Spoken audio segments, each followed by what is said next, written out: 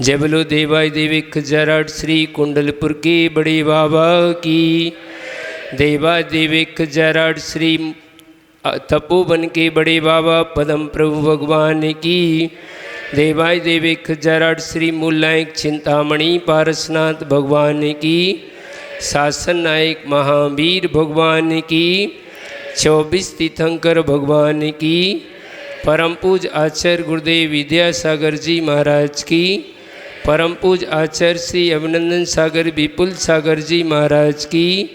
परम पूज मम गुरु आचार्य श्री निर्भय सागर जी महाराज की। 3 कम 9 करोड़ मुंडाजों की अहिंसामयी विश्व धर्म की। परम पूज मुनि श्री गुरुदत्त सागर जी महाराज की। आचार्य संघ की। प्रिय धर्म प्रेम बंधुओं, मानव का जीवन 84 लाख योनियों में भ्रमण करके बड़ी पुण्य से हमें मिला है। अब चाहे तुम उस जीवन को आर्द रौद परिणामों में निकाल दो, चाहे क्रोध कसाय आदि में निकाल दो, चाहे किसी प्रकार से भोगों में निकाल दो, चाहे तुम अन्य प्रकार के कार्यों में गप्पों आदि में निकाल दो, जीवन तो चला जा रहा है। ये स्थिर है क्या जीवन? जैसे अंजलि में पानी आता है और बूंद बूंद करके समाप्त हो जाता, पता नहीं पलता। इसी प्रकार हमारी आयु किसी की 80 साल की हाईएस्ट अभी चल रही है, किसी की पुराने घी खाने वालों की 100 साल की, जिनने पुराना घी खाया है, अपना स्वयं हाथ से बना करके तैयार करके धर्म के माध्यम से जिनने जो भगवान के उपदेश में आया उसी प्रकार का उनका जीवन रहा, धर्म के अनुसार चले हैं, उनका जीवन तो लंबा है। क्या कहा? धर्म की जड़ पाताल तक। क्या कहा? धर्म की जड़ पाताल तक और अधर्म की जड़ अस्पताल तक। कहाँ तक है? धर्म की जड़ पाताल तक है और अधर्म की जड़ कहाँ तक है? अस्पताल तक। जिनने जीवन में कोई धर्म नहीं किया, उनका जीवन अंत में कहाँ चला जाता है? अस्पताल में चला जाता। बंधुओं, हमें उस अस्पताल से बचना है। तो ये धर्म की वाणी गुरु के द्वारा ये केवल ज्ञान का काम करती है। अभी तुम्हें जो वाणी सुनाई जा रही है, किसी को याद हो ना हो, किसी के स्मृति पटल में जाए अथवा ना जाए, याद हो पाए चाहे ना हो पाए, किंतु जितने समय आप इस जिनेंद्र भगवान की वाणी को सुनते हैं, उतने समय आप आद रौद परिणामों से बचती हैं। घर गृहस्थी में आप जाओगे तो आद रौद परिणाम हर समय होती है। राग देश की परिणति हर समय बनती है। क्रोध आदि की परिणति हर समय बनती है। ऐसे निमित्त कारण आपको उस गृहस्थी में बनते ही रहते प्रति समय। इसलिए उन आद रौद परिणामों से बच करके हमें क्या करना? पंचम काल में तुम बड़ा धर्म वो नहीं कर सकती, दीक्षा को ज़्यादा तुम धारण नहीं कर पा रहे, कोई बात नहीं, लेकिन कम से कम बड़े बड़े ध्यान नहीं कर पा रहे, कोई बात नहीं, लेकिन अगर तुम धर्म ध्यान भी करते रहो, ये अभी धर्म ध्यान चल रहा है। गुरु के माध्यम से ये धर्म ध्यान की प्रक्रिया सबको समझाई जा रही कि उस आद रौद परिणाम से बच कर के, क्योंकि ये आगे के जो ध्यान है आद और रौद्र, ये नियम से दुर्गति में ले जाने वाले हैं, और पीछे के जो धर्म ध्यान और शुक्ल ध्यान ये मुक्ति के कारण है। इसलिए हम इस पंचम काल में हीन सहनन के होने के कारण से हम क्या नहीं कर सकते? शुक्ल ध्यान नहीं लगा सकती साधु। क्यों नहीं लगा सकती? क्योंकि इस समय सहननहीन है। उस सहननहीन होने के बाद भी इस साधु के मार्ग पर साधु चल रहे हैं और श्रावक के मार्ग पर श्रावक को भी चलना होगा। तुम्हारे कर्तव्य क्या है, ये हमें अपने कर्तव्यों का ध्यान रखना होगा। आचार्य कुंद कुंद स्वामी कहते हैं रयण सार ग्रंथ में कि साधु का कर्तव्य क्या है और श्रावक का कर्तव्य क्या है, तो उन्होंने 11वें नंबर की गाथा में कह दिया दानम पूया मुखम। ये आचार्य कुंद कुंद स्वामी की देशना है, जो 2000 साल पहले आचार्य कुंद कुंद स्वामी हुए। भगवान महावीर स्वामी के बाद और इसके बाद गौतम गढ़धर के बाद अगर किसी का नाम आता है तो किनका आता? महान अध्यात्म के आचार्य हुए, जिनको डायरेक्ट भगवान की वाणी सुनने का सौभाग्य 7 दिन तक हुआ। कितने दिन तक? आचार्य कुंद कुंद स्वामी को विदेश क्षेत्र जाने का सौभाग्य इस पंचम काल की साधु थे, आचार्य थे, लेकिन उनको कुंद कुंद स्वामी को भगवान की वाणी श्रीमंदर स्वामी की सुनने का ऐसा शास्त्र में उल्लेख आता है कि उनको उनके 5 नाम हैं। कितने नाम हैं? सबको मालूम है? आचार्य कुंद कुंद स्वामी के 5 नाम।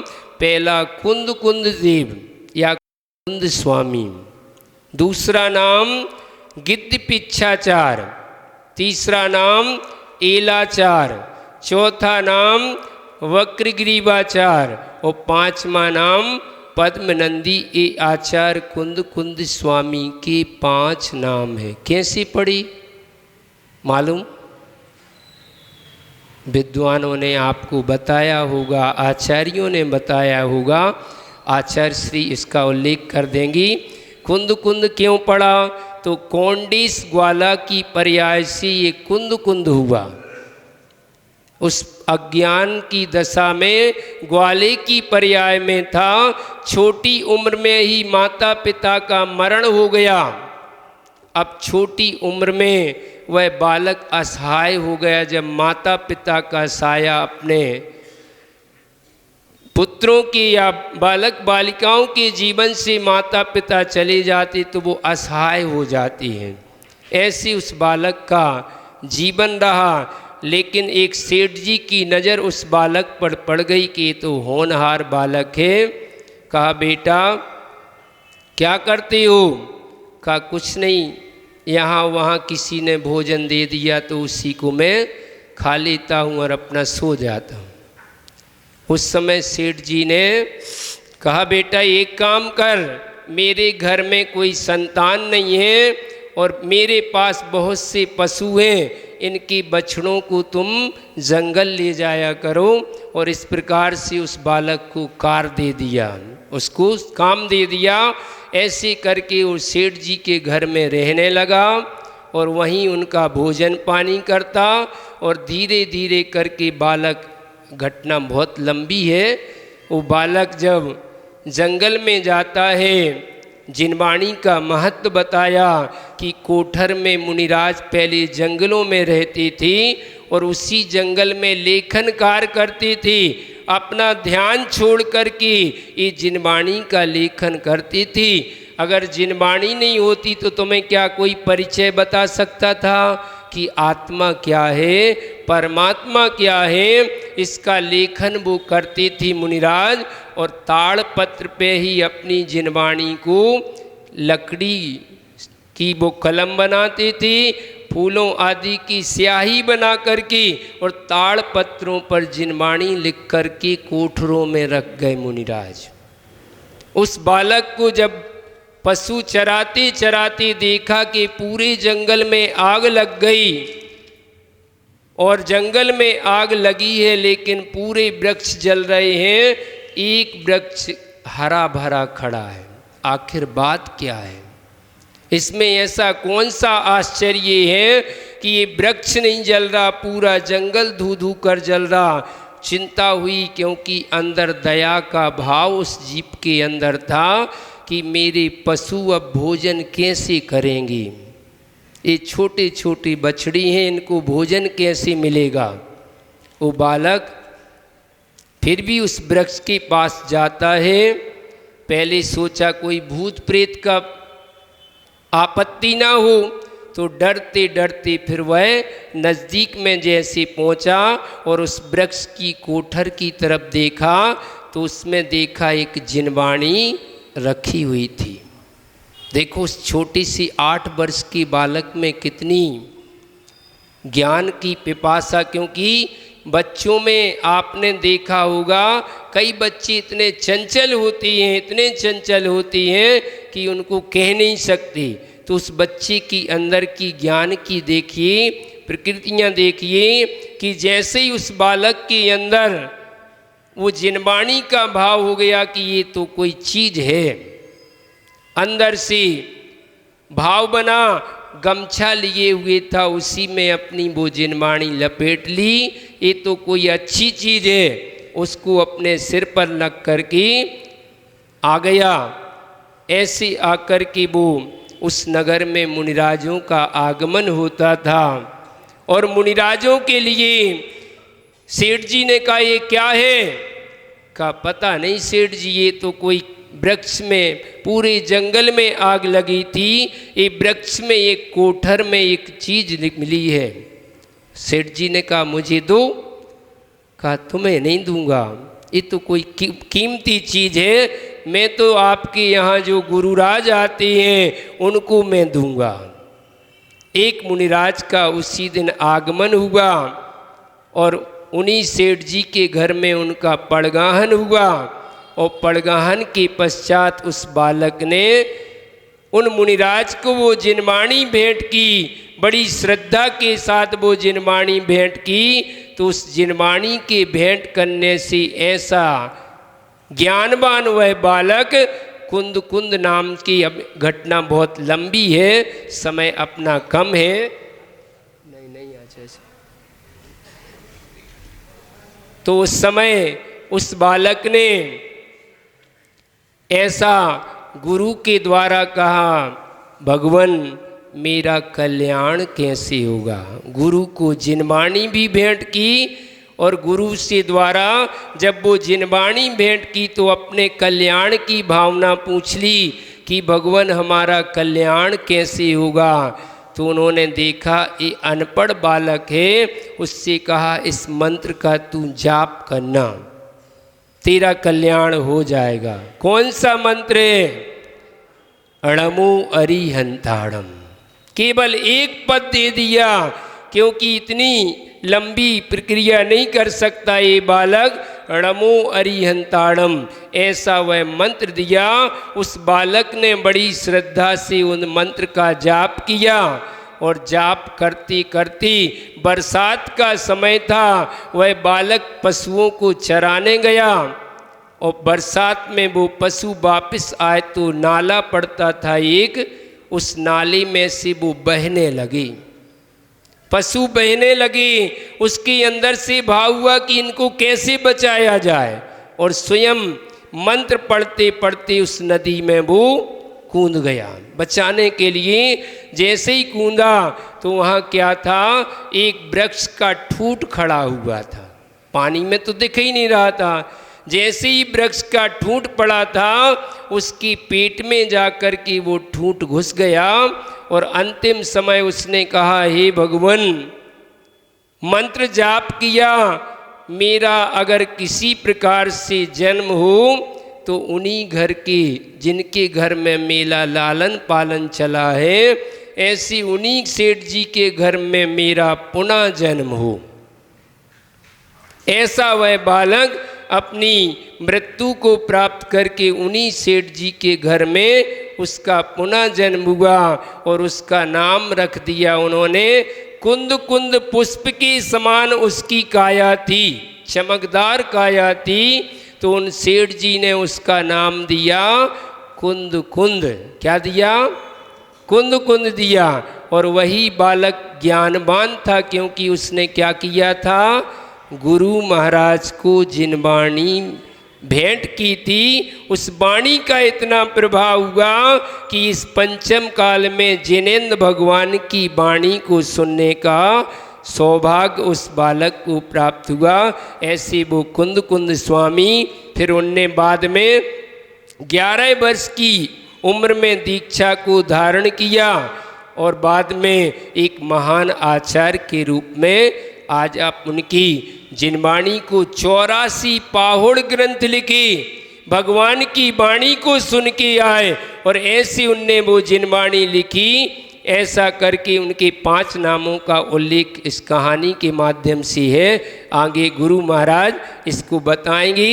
आज हमें 5 चीज़ें समझना। एक श्लोक आचार्य समंतबद्ध स्वामी का उन्होंने कहा कि किसके करने से क्या प्राप्ति होता है, तो उन्होंने कहा उच्चैर गोत्रम प्रणति भोगो दानात् उपासनात् पूजा भक्ति सुंदर रूपम स्तवनात् कीर्तिस्तपो निधिषु।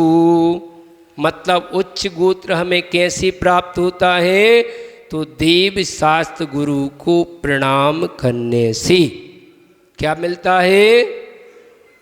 जब हम गुरु भगवान जिनवाणी को प्रणाम करते हैं तो हमें इससे उच्च गोत्र की प्राप्ति होती है। लेकिन हम प्रणाम कैसे करते हैं। आज तो 90% लोग घुटनों की दर्द वाले हो गए। क्यों हो गए, कारण क्या है। इसका कारण है कि तुमने देव को भी नमस्कार किया, गुरु को भी नमस्कार किया और जिनवाणी को नमस्कार किया, तो नमस्कार की प्रक्रिया अच्छे से नहीं की। क्या किया, खड़े खड़े हाथ जोड़ लें ऐसे। 90% लोग आज खड़े होके नमस्कार करते हैं, लेकिन बताया क्या है कि हमें भगवान को नमस्कार गवासन से ही करना चाहिए। खड़े खड़े जब करोगे तुम तो घुटनों में दर्द होगा कि नहीं, आगे चल मोड़ नहीं। जाके कुर्सी पे बैठ गए, भोजन कर तो कुर्सी पे बैठ गए, दुकान में गए सो कुर्सी पे बैठ गए, भोजन करना सो कुर्सी पे बैठ गए। आजकल सब कुर्सी का ज़माना चल रहा है। और एक तीसरी बात आपने एक और कर ली, पहले तो मिट्टी के मकान थे, उनमें वातानुकूल आपको सभी प्रकार की व्यवस्थाएं मिलती थीं, लेकिन आज घर के तुमने प्रत्येक स्थान पर संगमरमर, वो स्वयं कह रहा संगमरमर, ये अपना तुम थोड़ी सी सुविधा तो देख रहे हो, लेकिन दुविधा उत्पन्न हो रही है। पहले मिट्टी के मकान होते थे, गर्मी आती थी तो ठंडक मिलती थी, जमीन फर्श मकानों में पुताई लिपाई सब मिट्टी से होती थी, तो वातानुकूल होती है मिट्टी, इसलिए सुकूनता रहती थी। लेकिन आज तुमने अपने घरों में यहाँ तक कि लैट्रिन बाथरूम में तक नहीं छोड़ा, टाइल्स लगा दो, चिकना कर लो, तो गए और जल्दी से पैर फिसला, हड्डी टूट गई, अब पड़े रहो बिस्तर पे।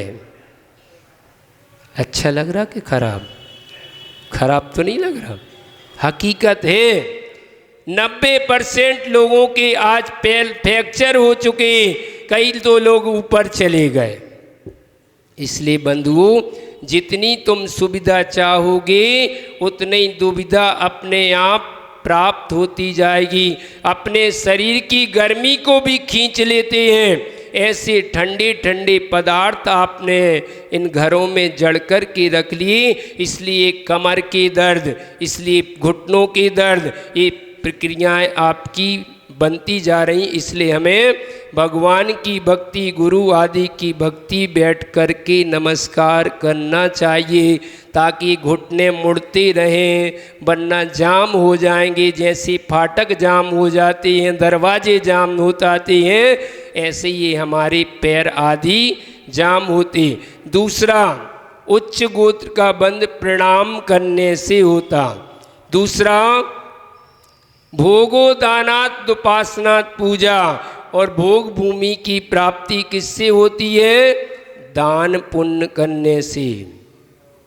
जो आहार दान आदि 4 प्रकार के दान बताए हैं, उनको श्रावक दान करता है, उससे भोगों की प्राप्ति होती है। इसके बाद उपासना करने से पूजा इज्जत की प्राप्ति होती है। इसके बाद भक्ति, देव सात गुरु की भक्ति करने से सुंदर रूप की प्राप्ति होती है। और स्तुति करने से क्या मिलता है? कीर्ति फैलती है। तो ये हमारे आचार्य 2000 साल पहले आचार्य समंतबद्ध स्वामी ने श्रावकों का जो श्राप का चार है, इसका अध्ययन प्रत्येक को गुरु मुख से अवश्य करना चाहिए। अगर वास्तव में तुम्हें श्रावक धर्म अच्छा पालना है तो गुरु मुख से इसका अध्ययन जरूर करना, ताकि आप अपने श्रावक धर्म को अच्छी से पाल सकें। और वही श्रावक धर्म आगे चलकर मुनि मार्ग या आरिका माल को जन्म देता है। इसलिए श्रावक को अपनी श्रावक की क्रियाओं में संलग्न विशेष रहना चाहिए, और साधु अपने हर समय उस मुनि धर्म की क्रियाओं में अपना संलग्न रहते हैं। आपका जीवन और हमारा जीवन निश्चित रूप से मुक्ति का कारण बनता है। तुम्हारा परंपरा से बनेगा और हमारा नियम से मुक्ति के पद को प्राप्त कराएगा। दोनों का जीवन अच्छा रहे तो इससे हमारा धर्म भी आगे अच्छा बना रहेगा।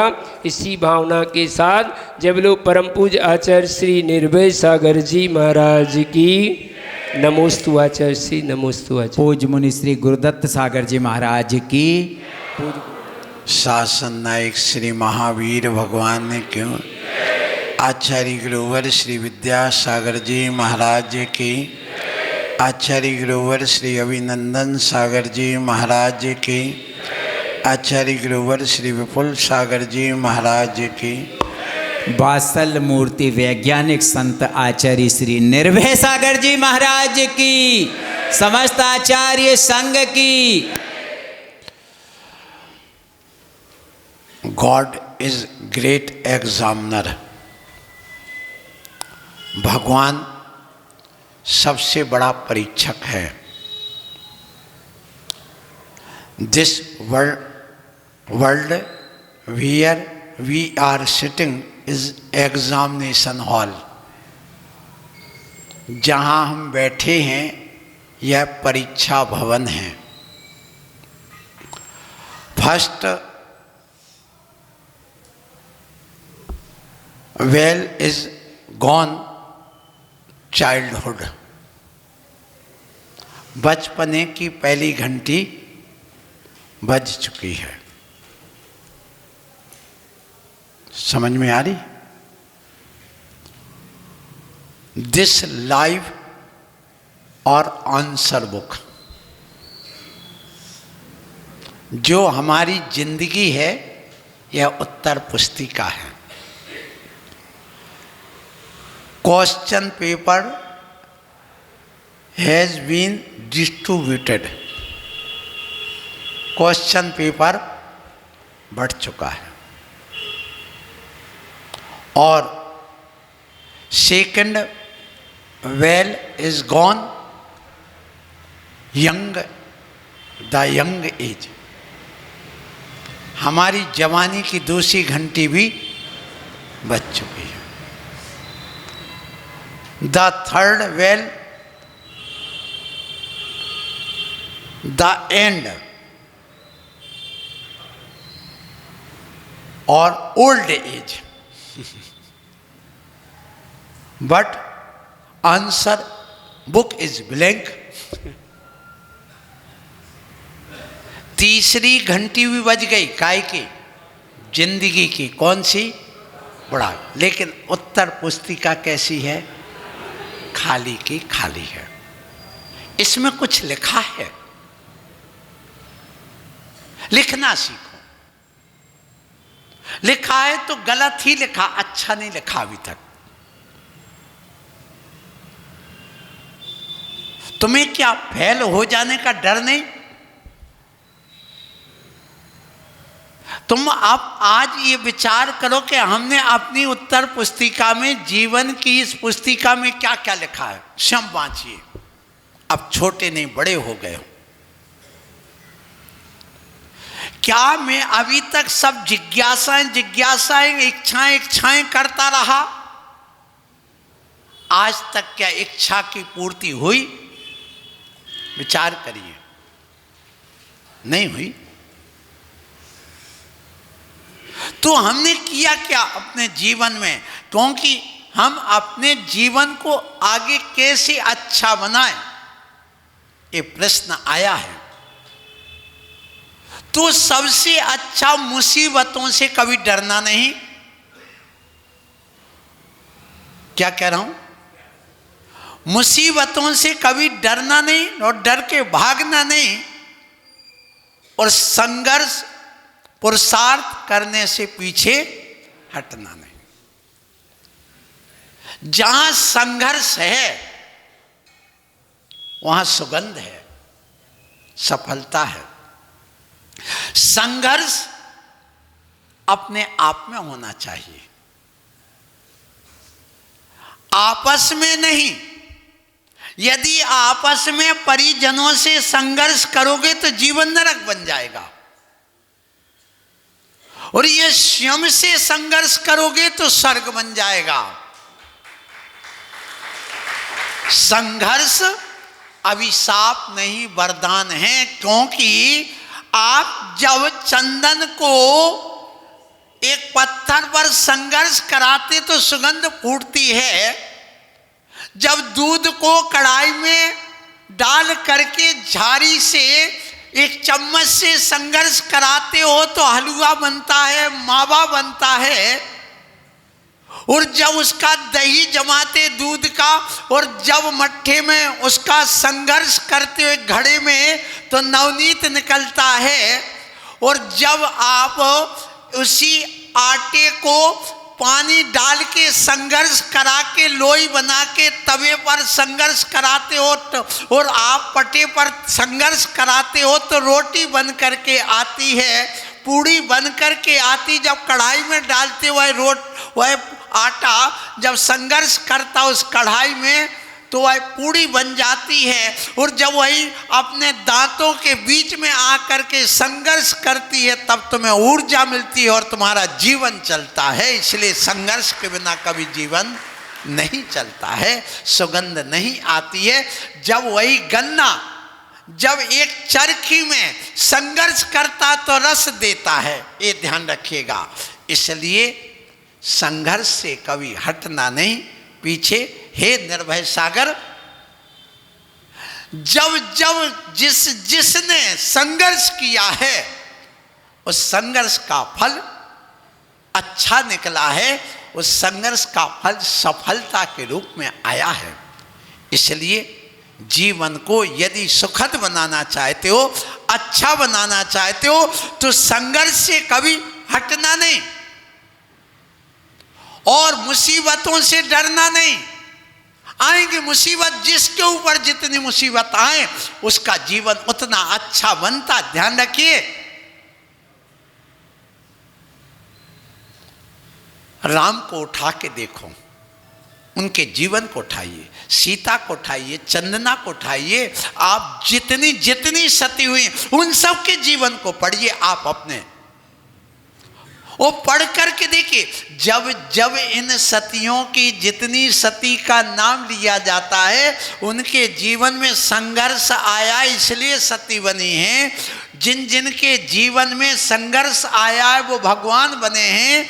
चाहे वो राम हो, चाहे हनुमान हो, चाहे महावीर हो, चाहे आदिनाथ हो, चाहे पारसनाथ हो, चाहे शांतिनाथ हो, किसी को भी उठा करके देख लो उनके इतिहास को। उनके जीवन में संघर्ष आया है, परेशानियां आई हैं, आपत्ति विपत्ति आई है, इसलिए उनका जीवन महान बना है। और यदि तुम्हारे जीवन में परेशानी आती है, कष्ट आते हैं, दुख आते हैं तो तुम महान बन रहे। और यदि तुम बैठे हो बढ़िया खा पी रहे हो तो तुम्हारा जीवन महान नहीं बनेगा। ध्यान रखना कि जिसके जीवन में संकट आता है वह महान बन जाता है। आपने देखा ग्रहण किसको लगता है? सितारों को नहीं, किसको? सूर्य और चंद्रमा को। संकट जिसके जीवन में आता है वही महान बनता है और उसी को चांद जैसा चमकने का अवसर मिलता है। इसलिए आप अपने जीवन में पीछे हटना नहीं, संघर्ष से, मुसीबतों से डरना नहीं।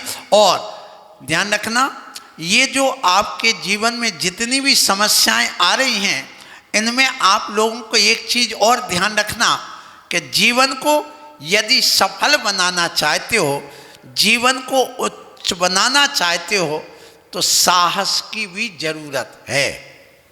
साहस यदि होगा तो तुम बढ़ सकोगे।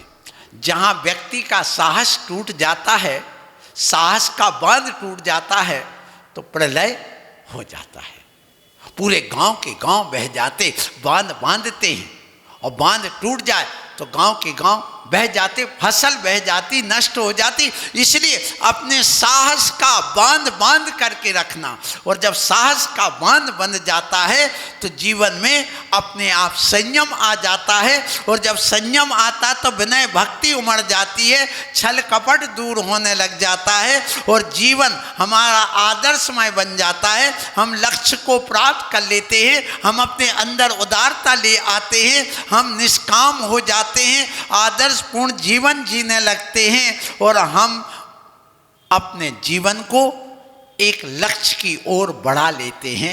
इसलिए आप लोगों से कहूँगा कि जीवन में आप कभी पीछे हटना नहीं। जीवन आपको मिला है, बिल्कुल निश्चित है। जिंदगी आप समझिए, जिंदगी क्या कहती है सुन लो। जीवन, जी माने हाँ, तुम एक हो, आप अकेला अब तरे मरे अकेला होए। इसलिए जीवन, जी माने हाँ, वन माने एक, तुम एक अकेले हो। फिर जीवन शब्द क्या कहता है? जीवना। यदि तुम्हारे अंदर संवेदना नहीं है तो तुमको, तुम्हारा कोई जीवन काम का नहीं है। और वन, वन माने जंगल, वन माने जंगल भी होता है। इसलिए यदि तुम्हारे जीवन में संयम नहीं है, सौहार्द नहीं है, प्रेम नहीं है, अपनत्व नहीं है, परोपकार नहीं, ज्ञान नहीं, तो जीवन कोई काम का नहीं है। इसलिए आप अपने जीवन में अच्छी बात सीखो और जानो, क्योंकि यह जीवन हमें मिला है, ये निश्चित है। और जीवन जीते हैं, जीवन जीने के लक्ष्य अलग अलग होते हैं। जीवन जीने के लिए आप देखो जीवन क्या है। सबसे पहले ये समझो, जीवन एक उपहार है, उसे स्वीकार करो। जीवन एक उपहार है, उसे स्वीकार करो। जीवन एक पहेली है, उसे हल करो। जीवन एक कर्तव्य है, उसे पूर्ण करो। जीवन एक गीत है, उसको गाने का प्रयास करो।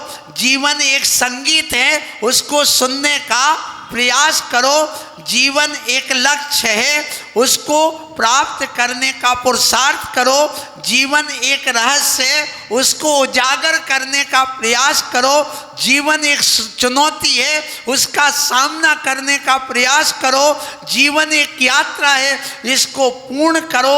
और जीवन एक सौंदर्य है, उसकी पूजा करो। इसलिए जीवन एक खेल है, उसको खेलो। जीवन एक खेल है, खेलो। आचार्य गुरुवर विद्यासागर जी महाराज ने एक दोहा लिखा इसी पर, जीवन समझो मोल है, ना समझो तो खेल। और आप खिलाड़ी खेल है, खेल सको तो खेल। जीवन समझो मोल है, ना समझो तो खेल। और आप खिलाड़ी खेल है, खेल सको तो खेल। खेलो, एक खेल है। कौन सा?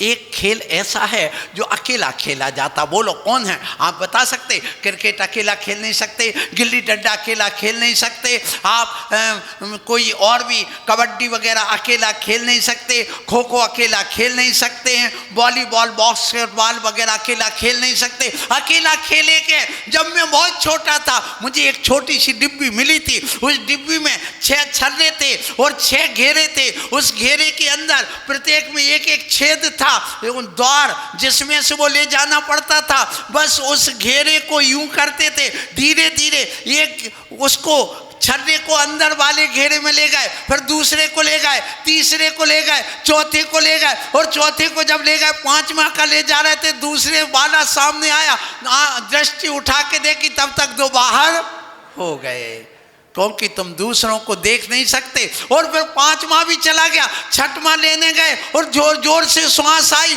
छींक आई, उसमें फिर बाहर हो गए। बस ये 6 छर्रे अंदर ले जाना थे और वो ले जाते हैं। बस हम लोग भी यही खेल खेलते हैं। साधु एक वो खेल खेलता है जिसके पास में 5 इंद्रिय और 1 मन है, उसको आत्मा के घेरे में ले जाना पड़ता है। बस माता जी, आप अपने इस 5 इंद्रियों मन को अपने इस आत्मा के घेरे में ले जाओगे, बस तुम्हारा जीवन सफल हो गए, तुम उत्तीर्ण हो गए। और जिसने 5 इंद्रियों मन को अपने घेरे के अंदर लाया है, वह जीवन में आत्मा से परमात्मा बन गया है, पूज्य बन गया है, महान बन गया है। उसने अपने जीवन के उद्देश्य को पूर्ण कर लिया है। इसलिए मैं आज यहाँ पर ये कहना चाहता हूँ, आप अपने जीवन में बस 5 इंद्रियों मन को बस में कर लो, बस हमारा काम हो जाएगा। रोने धोने से कुछ नहीं होगा, ये ध्यान रखना। रोना भी अच्छी चीज है, ये भी पक्की बात है। रोते हैं, आंसू आते हैं, आंसू एक प्रकार के नहीं, आंसू बहुत प्रकार के। एक घड़ियालू आंसू होते, महाराज क्या करें, आप तो आते ही नहीं हैं, और बस हाथ जोड़ जोड़ करके, और महाराज अब आए तो ठीक, नहीं आए तो कौन माथा पच्ची करता है। बस एक घड़ियालू आंसू होते। कोई मर गया, आप जाते हैं, ऊंसे रोने लगते, आंखों में आंसू लाते, और नहीं आते जैसे नाटक में पेपरमेंट लगा लेते, वो भी घड़ियालू आंसू आ जाते हैं। ऐसे आज के समय घड़ियालू आंसू, घड़ियाल जानते हो ना, मगरमच्छ को घड़ियाल कहते हैं। मगरमच्छ नदी के किनारे, वहाँ तालाब के, समुद्र के किनारे पड़ा रहता है, उसके आंखों आंसू बहते रहते हैं, लेकिन कोई मतलब के नहीं होते, ऐसे ही आंसू निकलते हैं। और जिनकी आंखों में आंसू प्रेम के, अपनत्व के, वात्सल्य के, अपने दूसरों को लेकर अपने पश्चाताप के आंसू ना आए, तो वो आंसू कोई काम के नहीं है। वो तो आंखें तो हैं, लेकिन वे नारियल की आंखें हैं, कोई जीव की आंखें नहीं। क्योंकि नारियल में भी आंखें होती हैं 3। और जब कोई व्यक्ति को कोई अपनी मनौती करना होती है, जब उसके लिए किसी प्रकार का अपना मंत्र तंत्र सिद्ध करना होता है, कोई अपनी स्वार्थ सिद्धि करना होती है, तो और अपने जीवन के कुछ टोना टोटका हटाना पड़ते, तो पूरे जटा निकाल करके उसकी आंख में काजल लगाता है, और काजल लगा करके वह भगवान के चरणों में रख करके उस नारी का नाम लेके रख देता, तो वो बस में हो जाती। बताओ, ऐसे तक टोना टोटका होते, वो उसका मरण भी हो सकता है। तो आदि आदि ये टोना टोटके होते। ये टोना टोटके करने के लिए हम नहीं बनते हैं, हम तो अपने आप में ये कहते हैं कि सबसे पहले पश्चाताप के आंसू आना चाहिए। और हम लोग इस दिन में 3 बार पापिष्टेन दुरात्मना जड़ दिया माया बिना लोभिना राग द्वेष मली मसेन मनसा दुष्कर्मयन निर्मितम अंतो अंतो डज्जामी पश्चातापेड़ वे अंतो। हे भगवान, मैं अंदर अंदर पश्चाताप कर रहा हूँ, मैं आंसू बहा रहा हूँ। मेरे द्वारा जो भी किसी 1 इंद्री, 2 इंद्री, 3 इंद्री, 4 इंद्री, 5 इंद्री जीव को सताया हो, दुख पहुँचाया हो, कष्ट पहुँचाया हो, किसी को मेरे द्वारा दिल में ठेस पहुँची हो, तो वह मुझे क्षमा करे। मेरे हृदय में बड़ा दुख है कि मैंने आज किसी प्राणी को दुख पहुँचाया है। ये है सच्चा जैनी, और ये है सैनी का प्रतिक्रमण। ये है जैनी की अहिंसा कि दूसरों के दुख को देख करके भी वह दुखी हो जाता है। ये ध्यान रखिएगा। क्या तुम्हें दुख होता है? यहां तो चाकू चला रहे, कतन्ना चला रहे हैं, वो चला रहे बका बका जिंदा पशुओं पर, और काट मार चल रही है। वहाँ कहाँ आंसू आएंगे? वहाँ तो बस ये मेरा मेरा मेरा, कुछ नहीं दिख रहा है, भाई भाई नहीं दिख रहा है, समाज समाज नहीं दिख रही है, देश देश नहीं दिख रहा है, बस एक बात ही दिख रही, बस मेरा मेरा मेरा। ये यहाँ जिंदगी ऐसी कोई काम की नहीं है बंधुओं। इसलिए परमार्थ की जिंदगी जीने वाले पहले पश्चाताप के आंसू बहाते हैं, फिर भक्ति के आंसू बहाते हैं। पश्चाताप के आंसू बहा करके अपने दिल का मल का मैल धो लेते हैं, और पश्चाताप के आंसू से दिल का मैल धुलता है और पाप कर्म धुलते हैं। फिर इसके बाद भक्ति के आंसू से हमारे पाप कर्म धुलते हैं, हमारी आत्मा पवित्र होती है। भक्ति के आंसुओं से ध्यान रखने, जैसे स्नान करने से आपका शरीर शुद्ध होता है, ऐसे भक्ति के आंसू बहाने से हमारी आत्मा पवित्र होती है। फिर अपने अपनत्व के, जो प्रेम के, अपने परिवार के प्रति जो कोई दुख हो जाए उसके प्रति यदि आंसू बह जाते तो हमारे रिश्ते संबंध कठोर अच्छे बन जाते हैं, मधुर बन जाते हैं। इसलिए आंसू तो आते हैं, लेकिन आंसू आए पश्चाताप के बहुत अच्छा होता है। सो आपके आंसू देख करके मैंने ये बात कही है। इसलिए सुख शांति के लिए अपन को चाहिए कि हम अपने जीवन में ये धर्म की बात करें, और जीवन के जो उद्देश्य होते हैं कितने? 5। इन जीवन के 5 उद्देश्यों को पूरा करना है। आपने 4 उद्देश्य तो पूरा कर लिए, लेकिन 5वां उद्देश्य आपने अभी पूरा नहीं किया। पहला उद्देश्य है हर प्राणी का, हर व्यक्ति का पहला उद्देश्य जीवन का है आदमी के। सुनाई दे रहा है ना आप लोगों को कि नहीं है? सुनो, जीवन के 5 उद्देश्य में पहला उद्देश्य है धन संग्रह कर लेना, धन अर्जन करना। बच्चा पढ़ता है, सर्विस करता है, बिजनेस करता है कि धन संग्रह करूं। जब धन संग्रह करने लग जाता है उसके बाद उसकी इच्छा होती है कि अब मैं इंद्रिय सुख भोगूं, तो शादी करता है, फिर इंद्रिय सुख भोगता है। ये दूसरा उद्देश्य भी तुमने पूरा कर लिया। तीसरा उद्देश्य होता है कि मैं अब अपने परिवार का लालन पालन करूं, तो वह तीसरा उद्देश्य भी तुमने कर लिया। घर बना लिया, बच्चों को लालन पालन करके पढ़ा लिखा के बड़ा कर लिया। अब चौथा उद्देश्य होता मैं अपने समाज में प्रतिष्ठा बनाऊं, क्योंकि जब प्रतिष्ठा बढ़ेगी तभी तो हमारे बेटा बेटियों की शादी होगी, और हमारा वो भी उद्देश्य हो गया। मतलब 4 उद्देश्य तो हर कर लेता है, लेकिन 5वां उद्देश्य तो कोई एक भव्य प्राणी हम लोग जैसे होते वो कर पाते हैं। 5वां उद्देश्य होता आत्मोपलब्धि का। आत्मोपलब्धि सब शौक के सिद्धि। ये उद्देश्य एक भव्य सम्यक दृष्टि का हुआ करता है। जैसे सम्यक दर्शन के प्राप्ति के समय तेष्णा लब्धि, प्रायोग लब्धि, विशुद्धि लब्धि, क्षयोपशम लब्धि, ये तो कोई भी भव्य भव्य कर लेता, लेकिन करण लब्धि तो वो सम्यक दृष्टि भव्य ही कर पाता है। इसी प्रकार आत्मोपलब्धि कोई एक व्यक्ति ही कर पाते हैं। ऐसे जो भव्य होते हैं, तो आप अपने जीवन में इससे अंतिम जो लक्ष्य है उसको पूरा कर लेना। 4 तो कर लिए हैं, वो तो सारी दुनिया के लोग कर रहे हैं और उन्हीं के लिए उपदेश दिया जा रहा है, लेकिन ये उपदेश स्वात्मोपलब्धि वालों को दिया जा रहा है। सो आपको ये 4 पंक्ति कह के मैं वाणी को विराम दूंगा कि सुई में धागा नहीं फिर भी सीते जा रहे हैं, पानी गंदा है फिर भी पीते जा रहे हैं। अरे जिस जिंदगी को जीने में कोई सार नहीं, उस जिंदगी को फिर भी जीते जा रहे हैं। इसलिए आप अपने जीवन में ये जो जिंदगी मिली है उसमें जिसमें सार है उसको आप अपने जीवन में अंगीकार करें और उसी प्रकार से अपनी जिंदगी जिएं तो बहुत अच्छा होगा। जीवन में संयम ब्रेक है, उसको लगाओ। एक गाड़ी है, जीवन एक गाड़ी है, उसमें आप अपना पहले ब्रेक लगाओ, कौन सा? संयम का। फिर उसमें हार्न लगाओ, एक हार्न, और हार्न जब बजता है तो अपने आप लोग रास्ता दे देते हैं और तुम्हारा रास्ता साफ हो जाता है। तो हार्न बज रहा है, आप लोग सुनने जरूर आए, उस हार्न को सुने। फिर उस गाड़ी में एक आईना लगाया जाता है, वो आईना लगा रहता है कब? जो अंदर सब दिख रहा है कि गाड़ी में क्या क्या हो रहा है।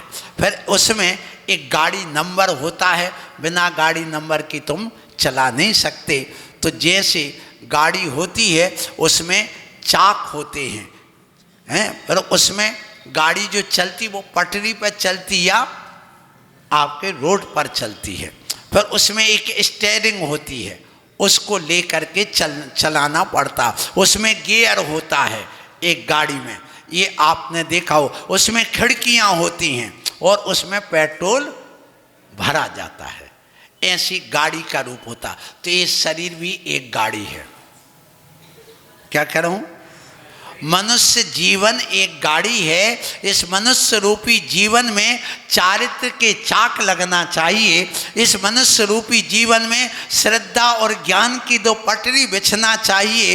इस जीवन में, हमारे जीवन में गुण स्थान का गियर लगना चाहिए। जीवन में संयम रूपी ब्रेक लगना चाहिए। जीवन में गुरु उपदेश रूपी हार्न होना चाहिए। जीवन में वीतरागता रूपी दर्पण होना चाहिए। और जीवन में दीक्षा ले लेना, सो गाड़ी नंबर ले लेना चाहिए। और जिसने ये ले लिया है उसका तो बेड़ा पार हो गया, वह अपने मंजिल तक पहुंच जाएगा। और इसमें एक स्टीयरिंग होना चाहिए विवेक की। यदि विवेक की स्टीयरिंग नहीं होगी तो गाड़ी कहाँ गिरेगी पता नहीं। इसमें एक और बात आती है, एक हमारे यहाँ पर एक्सीलेटर होता है। एक्सीलेटर, वो एक्सीलेटर हमारा लब्धि स्थान है, और सुनिए गियर गुण स्थान है। कौन सा गियर लगाना चाहते हो? अभी न्यूट्रल में गाड़ी डली, आप लोगों की सुन लो, न्यूट्रल में गाड़ी डली हो और बच्चे जो छोटे छोटे थे वो एक्सीलेटर दबाते रहते, उसको लगता बहुत आवाज आ रही, बहुत गाड़ी चल रही, बहुत आगे चल रही, लेकिन गाड़ी जहां थी सो बंधुओं, तुम अकेले एक्सीलेटर दबा रहे रोज को बैठे बैठे, अभी गियर तो लगा ही नहीं। न्यूट्रल में गाड़ी डली है और एक्सीलेटर दबाते चले जा रहे हो, गाड़ी जाएगी कहाँ? आगे बढ़ने वाली नहीं। ध्यान रखना, गियर गुण स्थान है। तुम अभी न्यूट्रल में गाड़ी डली हो, मिथ्यात्व का गुण स्थान जो होता है वह न्यूट्रल का है, उसमें डला है। अरे फर्स्ट गियर लगाओ सम्यक दर्शन का, फिर सेकंड गियर लगाओ देश संयम का, फिर थर्ड गियर लगाओ संयम का, फिर टॉप गियर लगाओ केवल ज्ञान श्रेणी का। ऐसे आप अपने गियर लगाओ, फिर एक्सीलेटर दबाओ, तो गाड़ी आगे आपकी बढ़ती हुई आगे आएगी। लेकिन तुम मिथ्यात्व में पड़े हुए और एक्सीलेटर दबाते रहोगे तो तुम्हारा कुछ होने वाला नहीं। गुरु कितने भी हार्न बजाएं उससे कुछ होने वाला नहीं है। तो आप लोग अपना गियर बदलो, गियर में गाड़ी डालो, तब जा करके तुम्हारी यात्रा पूरी होगी। बोलो महावीर भगवान की, बोलो आचार्य निर्भय सागर जी महाराज की।